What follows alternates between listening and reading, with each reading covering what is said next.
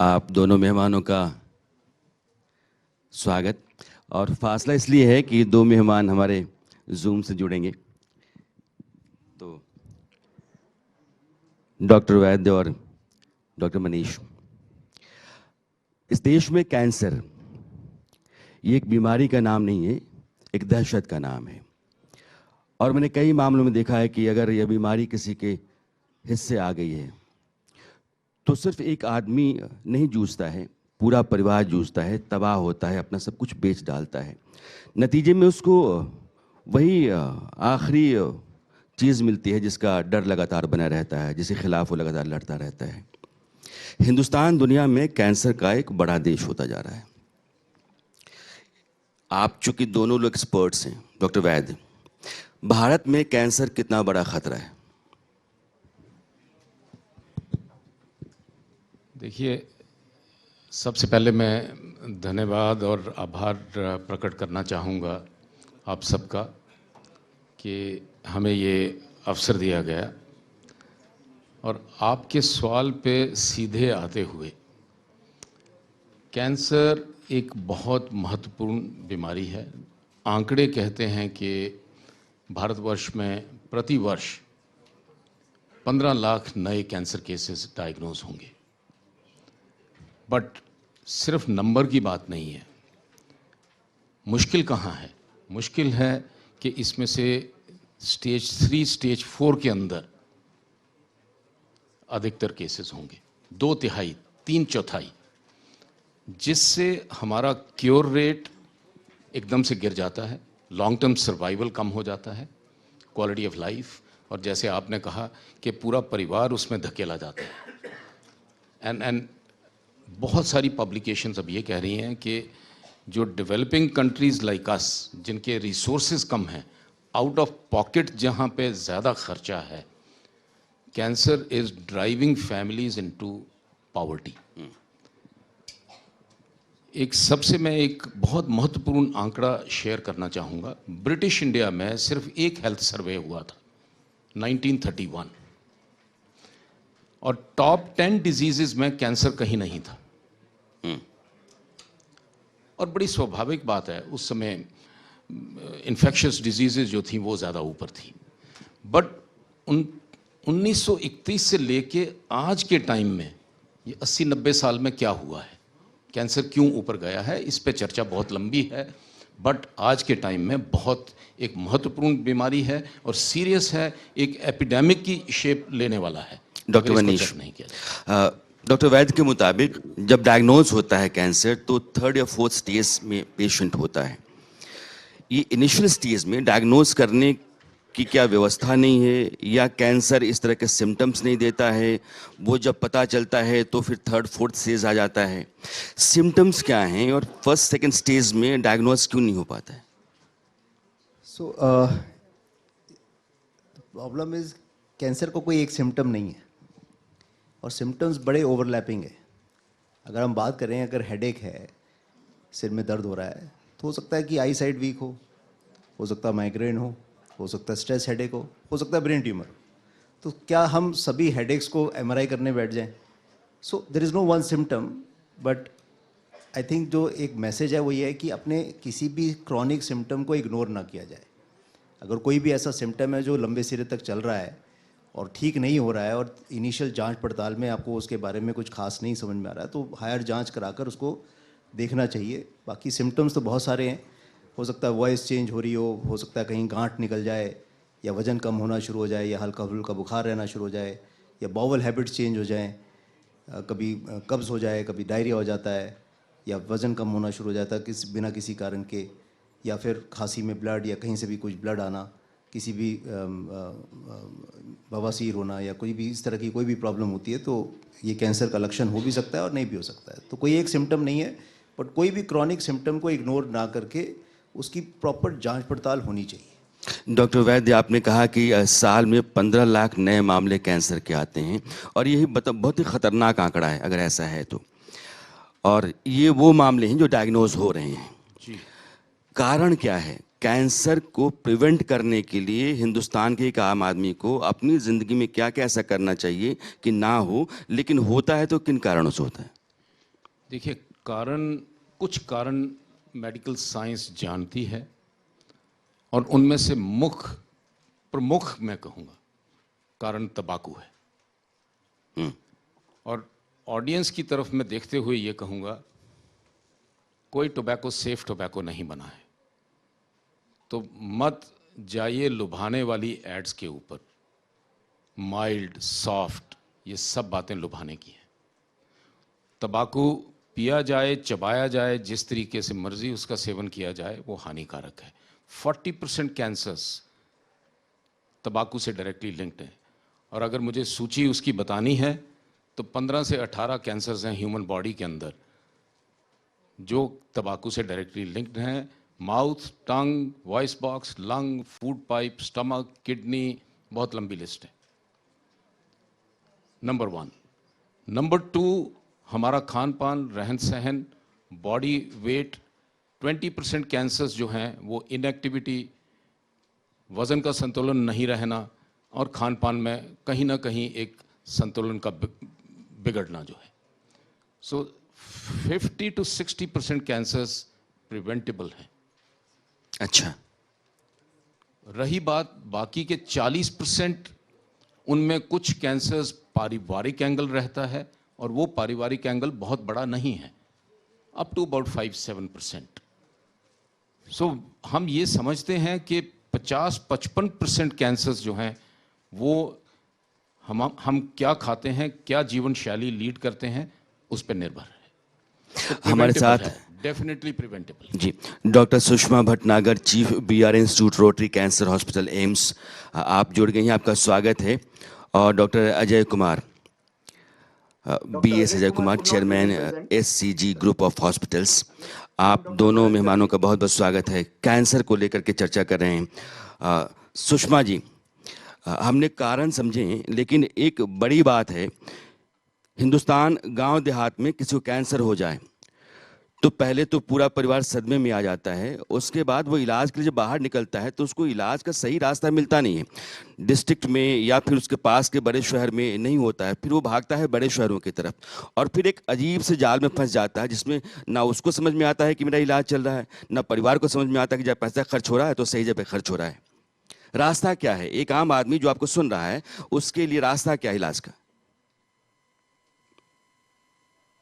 तो इसका thank you very much first of all ये अपॉर्चुनिटी देने के लिए, बिकॉज ये बहुत बड़ी अपॉर्चुनिटी है कि हम आपके माध्यम से लोगों को बता सकें कि कैंसर और डेथ को हमको सिनोनिमस नहीं मानना चाहिए। कैंसर और डेथ सिनोनिमस नहीं है। अब जो लोग गांवों में हैं या पेरिफेरी में हैं, और उनको सबसे पहले हम लोगों ने बहुत सारे प्रोग्राम्स स्टार्ट किए हैं। नेशनल कैंसर इंस्टीट्यूट झज्जर और IRCS दोनों मिलकर काम करते हैं। हम लोग एम्स, हम लोगों ने बहुत सारे प्रोग्राम स्टार्ट किए हैं जिसमें हम टॉप टू बॉटम तक जा रहे हैं, जिसमें हम हर डिस्ट्रिक्ट हॉस्पिटल और पेरिफेरल हॉस्पिटल को पहली चीज जो है हम प्रिवेंशन और स्क्रीनिंग के बारे में बताने की कोशिश कर रहे हैं। और अगर अनफॉर्चुनेटली, दुर्भाग्यवश अगर उनको हो जाए तो उनको डिस्ट्रिक्ट हॉस्पिटल्स के डॉक्टर्स को हम वो चीज बताने की कोशिश कर रहे हैं कि कब इन पेशेंट्स को हायर सेंटर्स में भेजना है और कब वो खुद ट्रीटमेंट कर सकते हैं। फॉर एग्जाम्पल, अगर एक पेशेंट ऑलरेडी 3rd और 4th स्टेज में आ गया है और हमें लगता है कि डिस्ट्रिक्ट हॉस्पिटल का डॉक्टर जो है वो इतना एम्पावर्ड होना चाहिए कि उनको पता चल जाए, वो इस चीज को असेस कर सकें कि इस पेशेंट को आगे ऊपर भेजने से इस पेशेंट को कुछ फायदा होगा कि नहीं होगा।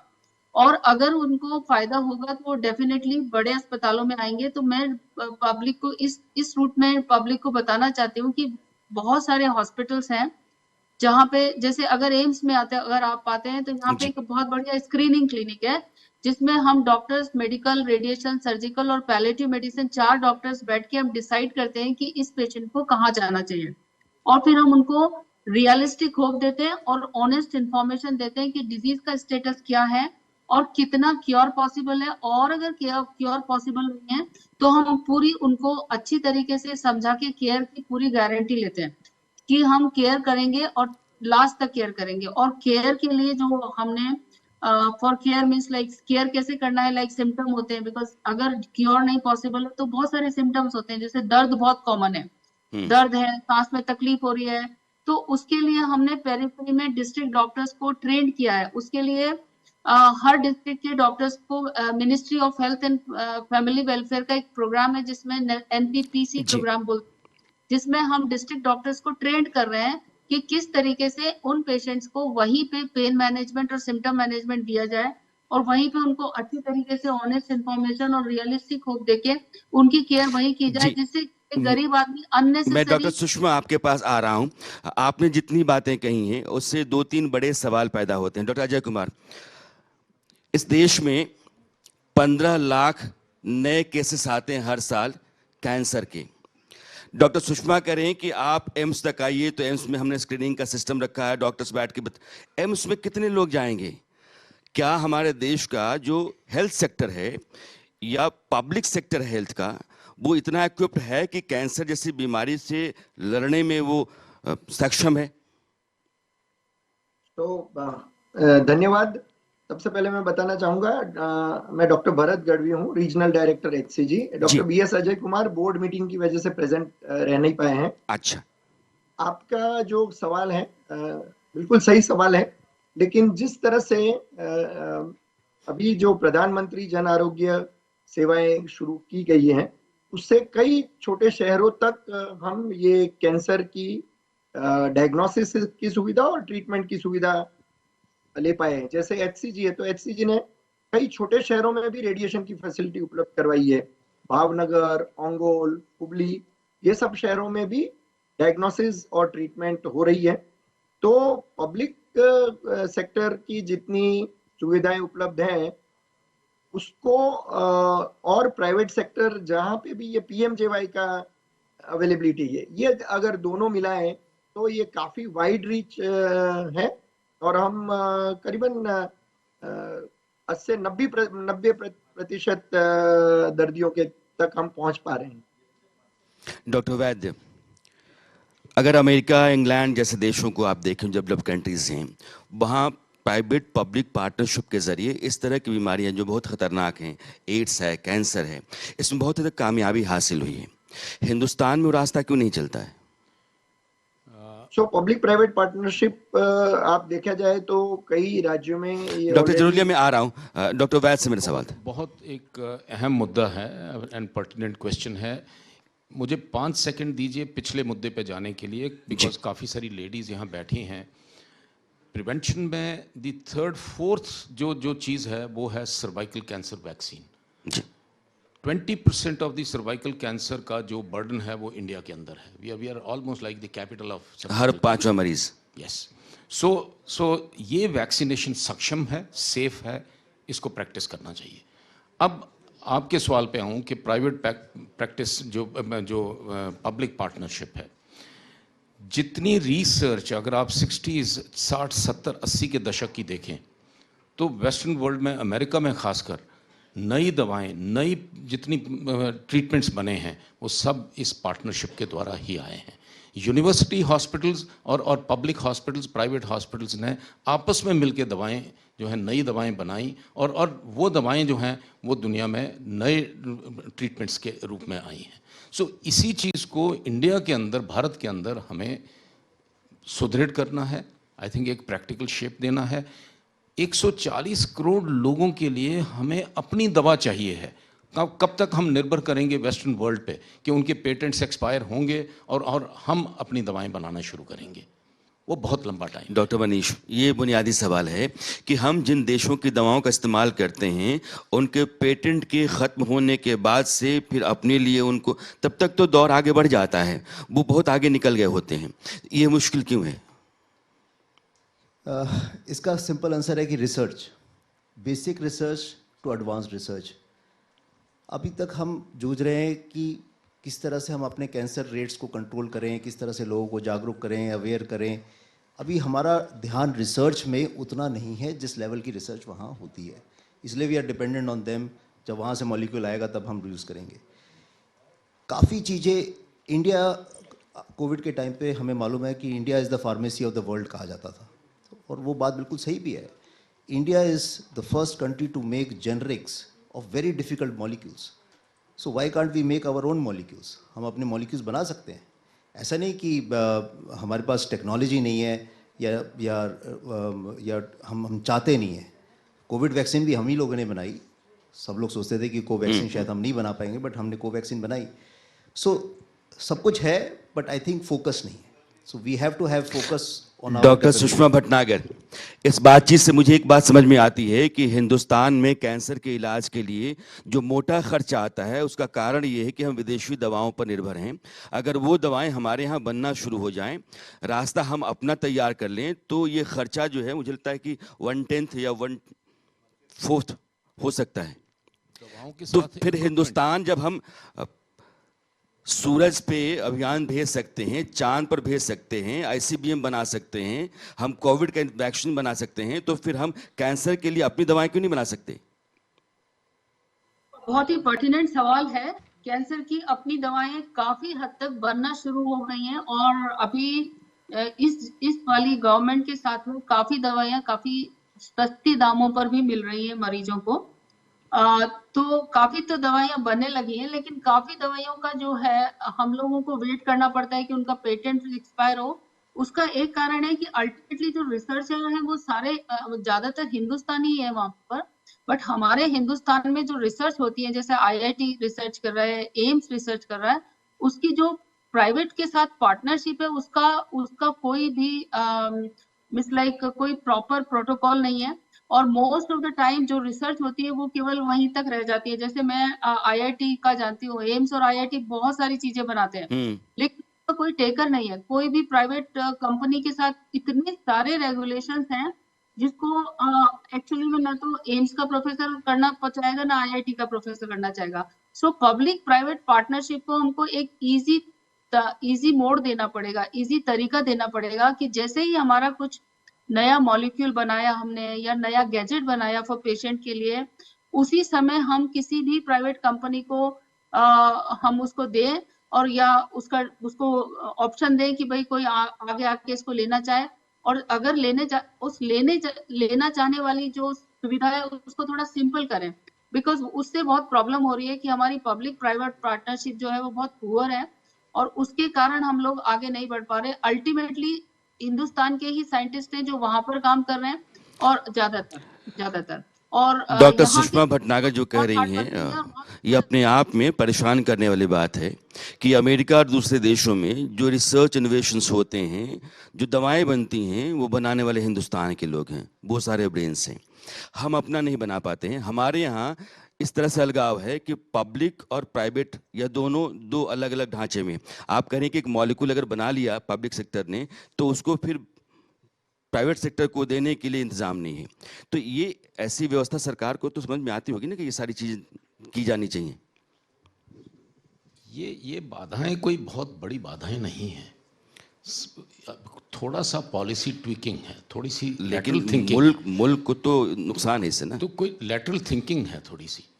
आई थिंक इस चीज़ को आगे बहुत आसानी से लिया जा सकता है। और ये पार्टनरशिप यदि होगी तो best of the brains will come together. और मैं नहीं समझता कि वेस्टर्न वर्ल्ड अगर वो कर सकते हैं तो हम क्यों नहीं कर सकते। हम चांद पे पहुंच गए, हम कोई मेडिकल इक्विपमेंट इस देश में नहीं बना रहे हैं। अब रिसेंटली हमने रोबोट बनाया है, रोबोटिक सर्जरी के लिए बनाया है। वो एक उदाहरण है कि अगर वो बन सकता है तो कोई भी चीज़ बन सकती है। डॉक्टर भरत जोहलिया, हम इक्विपमेंट नहीं बना रहे हैं, हम दवाएं नहीं बना रहे हैं, रिसर्च इनोवेशन नहीं कर रहे हैं, हमारे पास हॉस्पिटल्स प्रॉपर्ली इक्विप्ड नहीं हैं, तो हिंदुस्तान कैंसर से लड़ने में कितना मजबूत है? क्या लगता है आपको? मैं ये बात से सहमत नहीं हूँ कि हमारे पास हॉस्पिटल इक्विप्ड नहीं है। हॉस्पिटल्स काफ़ी हैं और कैंसर स्पेसिफिक चेन्स भी काफ़ी हॉस्पिटल्स ला रही है। कुछ इक्विपमेंट अपने यहाँ बनने लगे हैं, जो पहले जैसे सीटी स्कैन वगैरह नहीं बन रहा था, वो बनने लगा है। सरकार कुछ थोड़ी और कोशिश करे और उसमें भी परफॉर्मेंस लिंक्ड इंसेंटिव्स वगैरह दें तो काफ़ी मेडिकल इक्विपमेंट्स यहाँ बन सकते हैं और बन रहे हैं। आज से 10 साल 15 साल पहले सिनेरियो कुछ और था, बट अभी इक्विपमेंट्स बनने लगे हैं। हाँ, ये बात सही है कि रिसर्च, जो ड्रग रिसर्च, मेडिकल रिसर्च वगैरह, मेडिसिन की रिसर्च होनी चाहिए, उसकी इकोसिस्टम अभी भी डेवलप नहीं हुई है। तो वो तो बुनियादी ढांचा अपने को लगाना पड़ेगा, मेडिकल जी। कॉलेजेस से ही शुरुआत करनी पड़ेगी। और ये नहीं होना चाहिए कि कुछ इंस्टीट्यूशंस ही रिसर्च करें और उसके रिसर्च भी ओवरऑल कॉमर्शियलाइज ना हो पाए। जैसे एम्स वगैरह रिसर्च करते हैं, लेकिन इतना कॉमर्शियलाइजेशन नहीं हो रहा है उन रिसर्च प्रोडक्ट्स ये का। एक संकट है ना। हाँ, डेफिनेटली है। इसको कैंसर सरकार जितना को बड़ा कुछ खतरा हिंदुस्तान के लिए है, उस लिहाज से रिसर्च, इनोवेशंस, इक्विपमेंट्स, ड्रग्स और हॉस्पिटल्स उस तरीके से तैयार किए जाएं, ये बहुत बड़ी ज़रूरत है। और देश के सामने आप लोगों से बात करने के बाद मुझे लगता है कि ये बहुत बड़ी चुनौती भी अपने आप में है। सरकार की तरफ से इधर ध्यान देने की बहुत ज़रूरत मुझे लगता है कि है। आप चारों डॉक्टर्स आए, आप जुड़े और आपने इतनी इंपॉर्टेंट बातें साझा की। आप चारों का बहुत बहुत शुक्रिया। धन्यवाद। धन्यवाद। Thank you.